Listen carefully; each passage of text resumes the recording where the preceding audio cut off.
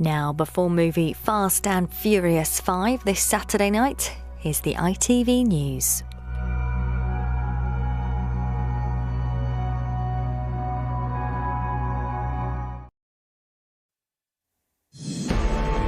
The safety of thousands at Kabul airport is called into question, but the desperation to escape Afghanistan continues. There are reports that some fleeing the Taliban have died in a crush, while others can't even get to the airport. They were not letting us, so they started beating on me. My wife came out from the car. She was trying to save me, and then they started beating my wife as well. And there are fresh claims tonight that the Foreign Secretary, Dominic Raab, ignored an order to return home from holiday as Kabul fell. Also on the programme, New York braces for a hurricane as Mexico is hit by the same storm twice. The 100 cements its place in the cricket world with its first men's and women's champions. And big boys' toys. See what Tom Cruise does with his life-size train set.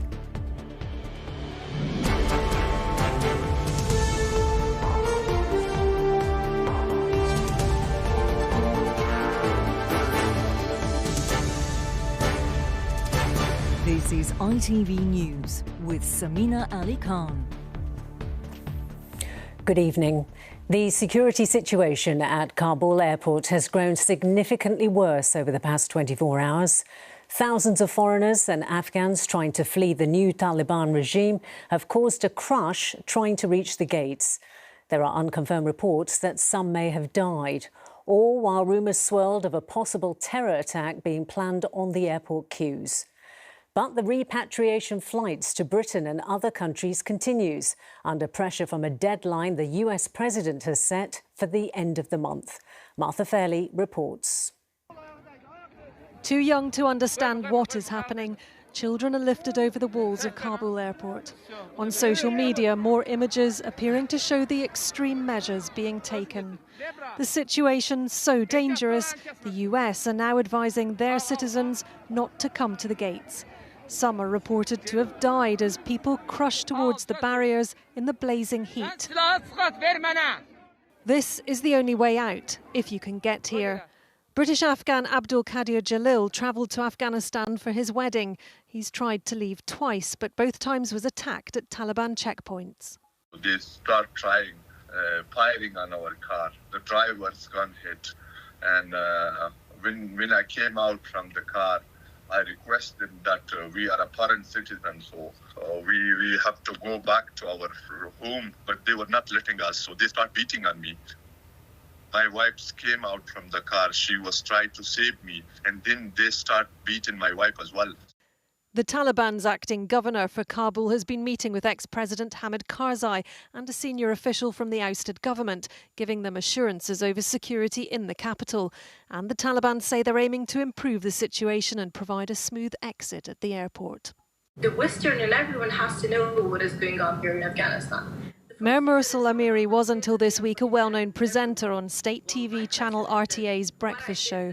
Forced into hiding, she says the situation under the Taliban is desperate. I'm not sure that I will be safe in Afghanistan or not. I will be alive in Afghanistan or not. Being a woman who always speak about the women's and always speak about the woman's right, will they accept me or not? Well, this is something very clear. They will not accept me.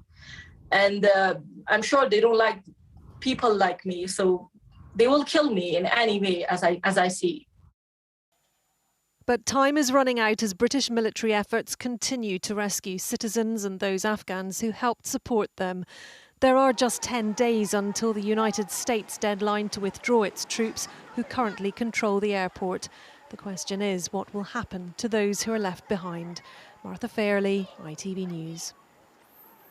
Here, rallies were held in London and Glasgow today, calling for the government to provide more help for Afghans fleeing the Taliban. Sam Holder joined the several thousand who marched on Downing Street this afternoon. We want peace!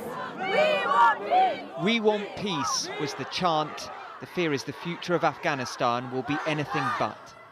Most of the thousands that turned up in central London today are Afghan. For them, what's happening isn't some distant conflict, it's terrifyingly close. 35 million is without government. It's not acceptable. We want the international community.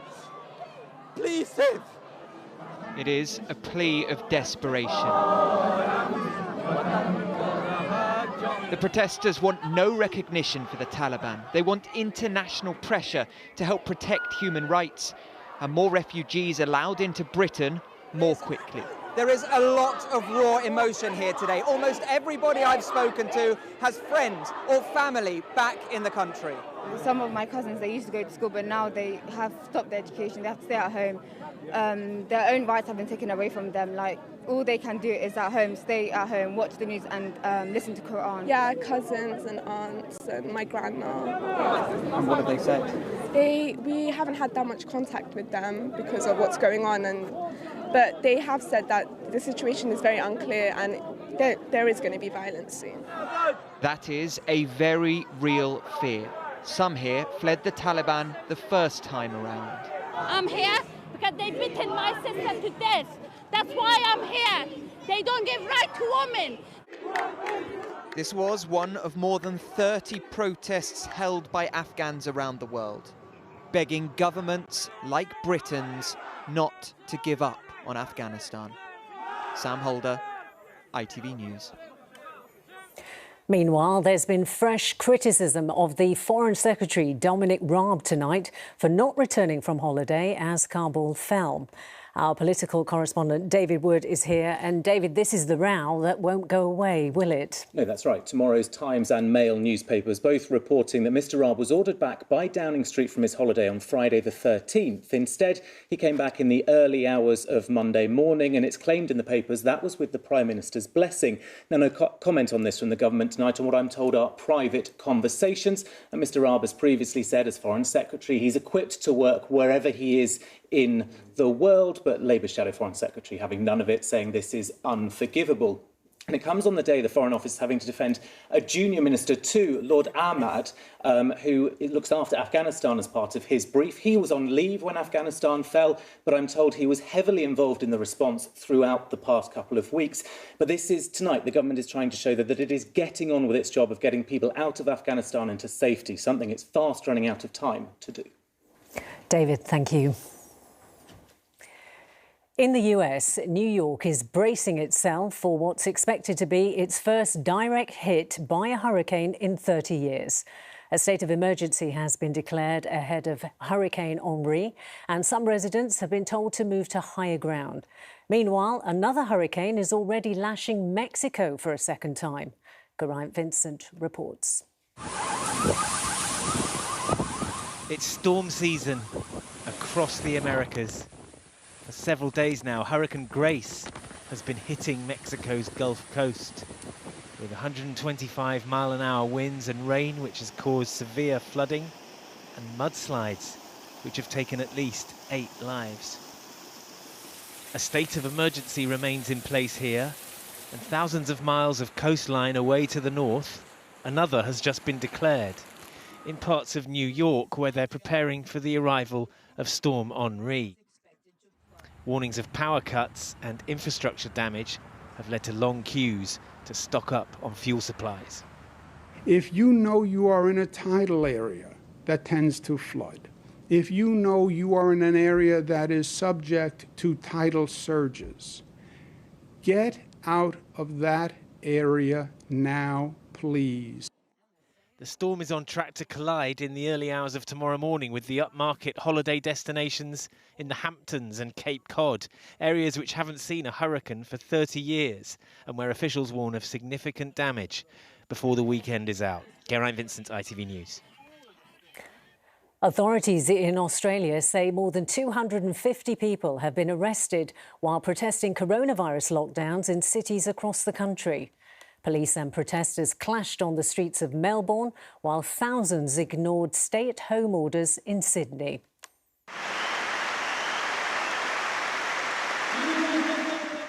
And a minute's applause has taken place at Liverpool's first home game of the season for a man who has been acknowledged as the 97th victim of the Hillsborough disaster. Andrew Devine was 22 when he suffered life-changing injuries in the stadium crash in 1989. He died in July. Now, it was a bold experiment to redesign cricket to draw a younger and more diverse audience.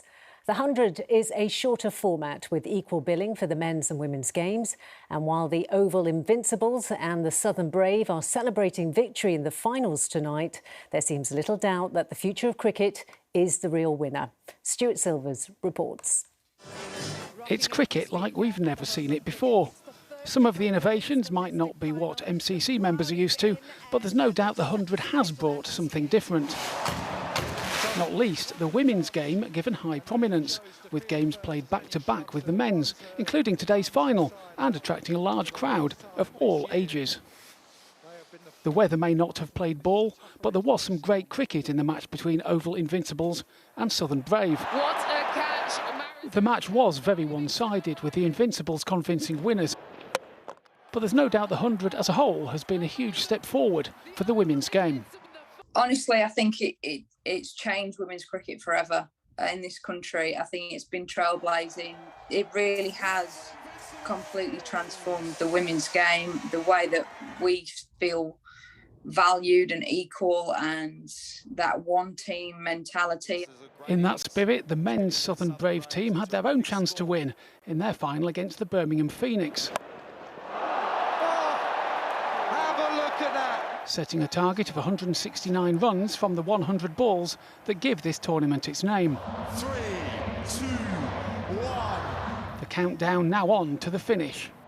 And this time, perhaps fittingly, it was Southern Brave who came out on top.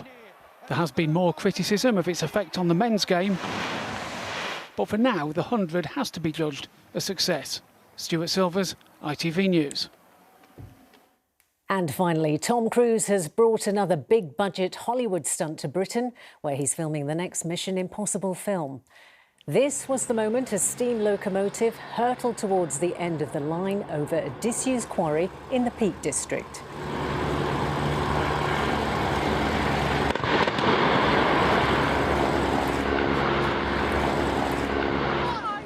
The stunt was months in the making, but took only seconds to play out as it was filmed by nearby helicopters. And train lovers needn't worry, no real locomotives were injured. The engine was a life-size model built especially for the film. The scene will appear in Mission Impossible 7, which is due to be released next May. And that's it. The weather forecast is next, but from all of us here on the Weekend Team, enjoy the rest of your evening. From all of us, bye-bye.